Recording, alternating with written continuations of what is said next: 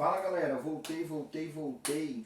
Então essa segunda parte aí da introdução à termoquímica, a gente vai falar um pouquinho sobre a entalpia, essa grandeza termodinâmica que utilizamos muito na parte de termoquímica, porque na termoquímica a gente estuda a quantidade de energia envolvida em uma reação. E essa quantidade de energia ela é dada por meio dessa grandeza. Então, o que vem a ser a entalpia? A entalpia, pessoal, é uma grandeza termodinâmica onde eu tenho um calor trocado entre o sistema e a vizinhança. É a quantidade de calor trocado entre o sistema e a vizinhança. Se ele é absorvido, se ele é liberado, e aí vai. Lembrando que essa quantidade de energia que vai ser trocada entre o sistema e a vizinhança, ela deve ser feita a pressão constante. Então, essa é a definição de entalpia. Vale lembrar também que a entalpia é uma função de estado. O que isso significa? Significa que essa grandeza ela não depende dos estados intermediários. Ela depende apenas do estado final e do estado inicial. Então, eu posso afirmar a vocês que a entalpia ela é uma grandeza relativa. Por que uma grandeza relativa?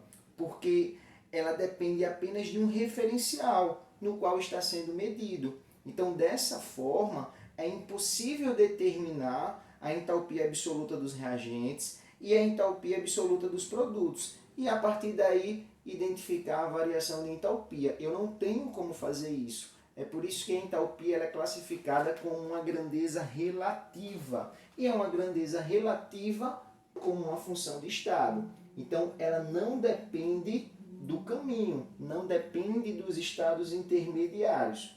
Então aqui eu tenho uma imagem para ilustrar a vocês o seguinte, pessoal. Eu tenho aqui o estado inicial e eu tenho aqui o estado final. Então, do estado inicial até o estado final, eu fiz por meio de 3 etapas. Eu tenho a etapa 1, a etapa 2 e a etapa 3. Como a variação de entalpia ela é calculada pela quantidade de energia final menos a quantidade de energia inicial, o caminho ele não interessa. Logo, eu posso afirmar a vocês que a variação de entalpia do processo 1 é igual à variação de entalpia do processo 2, que é igual à variação de entalpia do processo 3. Eles se equivalem. Por quê? Porque ambos possuem o mesmo estado inicial e o mesmo estado final, beleza? Na reação química, pessoal, o que é que acontece? Como a gente trabalha com uma reação hipotética como essa, eu sei que tudo que vem antes da seta é o que a gente chama de reagente. E tudo que vem depois da seta é o que a gente chama de produto. Então, na reação química, a gente pode trabalhar da seguinte forma. A variação de entalpia é igual a entalpia dos produtos, que é o HP, menos a entalpia dos reagentes, que é o HR, beleza? Então a gente pode calcular e deve calcular dessa forma. Vou só apagar para a gente falar de endo e exo. Espera aí que eu volto. Pronto, pessoal, voltando aqui. O primeiro caso é a gente falar sobre as reações exotérmicas. E o que vem a ser essas reações exotérmicas? Reação exotérmica é caracterizada pela liberação de energia. Logo, a gente deve lembrar que a quantidade de energia final é sempre menor que a inicial. Ou seja, ele está liberando energia.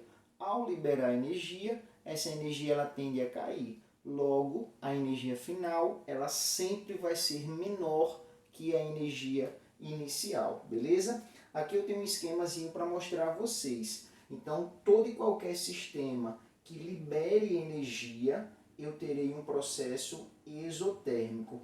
E no processo exotérmico, eu tenho um aumento da temperatura do meio, ou seja, um aumento na temperatura tanto do sistema como da vizinhança, beleza? Então, vale salientar que a quantidade de energia dos reagentes é sempre maior que a dos produtos. Então, como eu estou liberando energia, a quantidade de energia final é sempre menor. Aí, gente, ó, isso aqui a gente precisa ter muito cuidado. muito cuidado mesmo. Então, ó, trazendo isso aqui para as equações termoquímicas, então eu quero mostrar a vocês 3 formas que vocês vão estar encontrando isso aí, ó. Aqui eu tenho a mesma reação, que é a reação de síntese da água, só que eu reescrevi de 3 vezes. Por quê? Eu quero mostrar a vocês o seguinte. Quando a gente fala de entalpia, é muito comum a gente lembrar sempre que a entalpia, quando ela é positiva, a gente está tratando de um processo endotérmico. E quando a entalpia ela é negativa, a gente está tratando de algo exotérmico. Só que a gente precisa tomar cuidado. Ó. Quando ele fornecer a entalpia, que é o caso do terceiro exemplo, aí está de boa. Quando ele der o ΔH, basta só olhar o sinalzinho. Se ele for negativo, ou seja, menor que zero, o processo é exotérmico. Se não for, o processo é endotérmico. Só que algumas vezes ele não vai te fornecer a variação de entalpia, ele vai te fornecer apenas a quantidade de energia. E você precisa ficar atento. Por quê? Porque essa quantidade de energia você deve olhar sempre quando ela tiver com sinal positivo. Por quê, pessoal? Porque é mais fácil da gente entender. Então, olha agora para o primeiro exemplo. O que é que ele está querendo dizer? Ó? Ele está querendo dizer que esse reagente, ao reagir com esse, formou esse produto.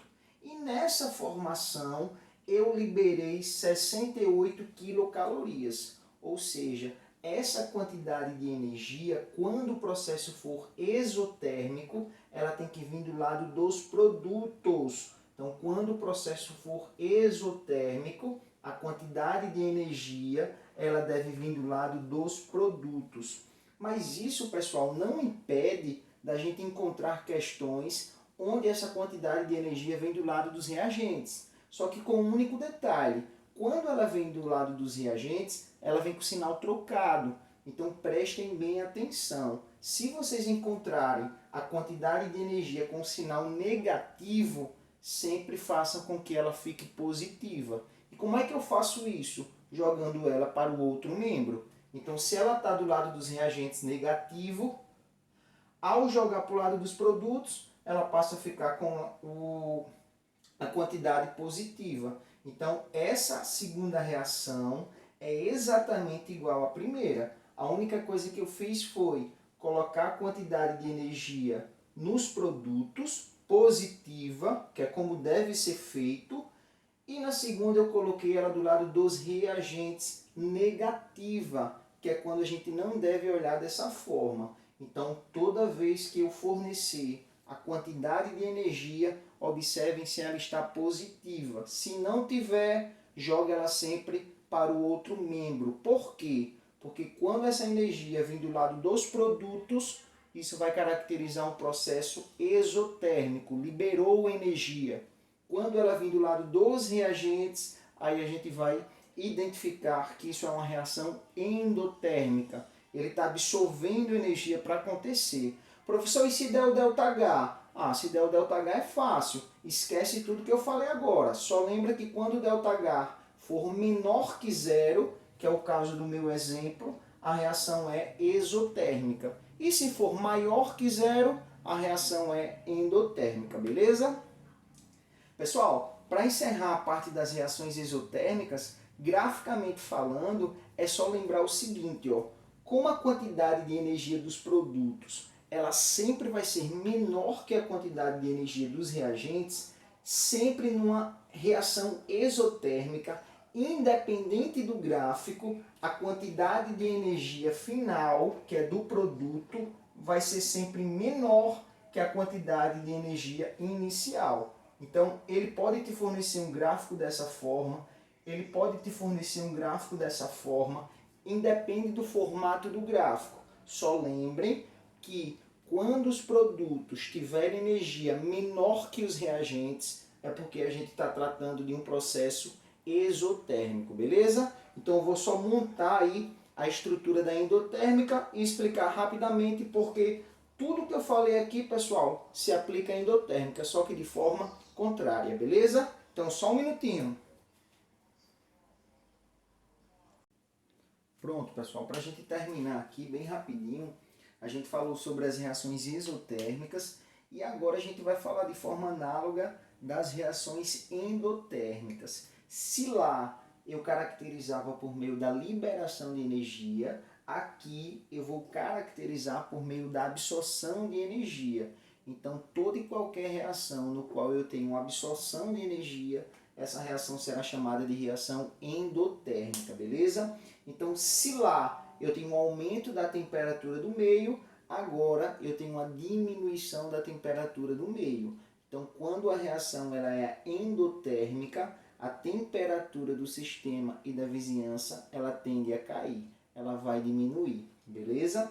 Então, gente, ó, todo e qualquer processo endotérmico, eu estou absorvendo energia. Então, se eu estou absorvendo energia, a quantidade de energia final ela vai ser maior que a quantidade de energia inicial. Logo, a entalpia dos reagentes agora é menor que a entalpia dos produtos. Eu absorvi energia, a energia dos produtos aumentou, beleza? Ó, pra gente ter muito cuidado com isso aqui, viu, gente? Muito cuidado mesmo. Como a reação é endotérmica, o que é que acontece? Eu estou absorvendo energia. Então, quando ele der o ΔH, que fique claro, pessoal, que quando ele der o ΔH, que é o caso do terceiro exemplo, aí fica tudo mais fácil para a gente. Por quê? Porque quando o ΔH ele é positivo, significa dizer que a reação é endotérmica. E quando o ΔH ele é negativo, significa dizer que a reação ela é exotérmica. Então, positivo, endotérmica, negativo, exotérmica. E agora eu fiquei até com a dúvida, gente. Se na isotérmica que eu acabei de explicar a vocês eu coloquei positivo, corrijam lá, viu, gente? Na isotérmica o ΔH é negativo, é menor que zero. E na endotérmica o ΔH é positivo, maior que zero, beleza? Então, continuando aqui, pessoal. O grande problema é quando ele fornece a energia fora da entalpia, porque quando ele der a variação da entalpia, filé, positivo endo, negativo exo, que é o que a gente está vendo aqui. Mas quando ele der a energia, aí eu peço que vocês lembrem que ela deve estar positiva. Então, quando ela for positiva do lado dos reagentes, é porque a reação é endotérmica. Quando ela for positiva do lado dos produtos, é porque a reação é exotérmica. Então, observem que essa equação 2 aqui, ó, eu reescrevi da mesma forma da 1. A diferença é que essa energia que era positiva, aqui eu joguei do outro lado negativa. É a mesma coisa? É. Mas aí eu lembro sempre que quando ela estiver negativa, faça com que ela fique positiva, para que você não se confunda. Então, quando ele der o ΔH, aí beleza. Quando ele não der, cuidado. Porque, gente, ó, essa equação 2, ela pode confundir com ΔH menor que zero. Aí você pega uma questão que te fornece uma equação como essa, aí você vai dizer que a reação é exotérmica, porque você está vendo aqui negativo. É errado, porque esse negativo ele não tem nada a ver com ΔH. Se fosse o ΔH negativo, aí sim exotérmica, mas como não é ΔH, é só a energia, aí você deve lembrar que ela sempre tem que ficar positiva. Como é que eu faço? Jogo para o outro membro e deixo ela positiva, beleza? Então, só para a gente encerrar, pessoal, a representação gráfica de uma reação endotérmica, a quantidade de energia final é sempre maior que a quantidade de energia inicial. Então, quando for uma reação endotérmica, a quantidade de energia dos produtos é sempre maior que a quantidade de energia dos reagentes, beleza? Então, um beijo para vocês, uhul, e até a próxima.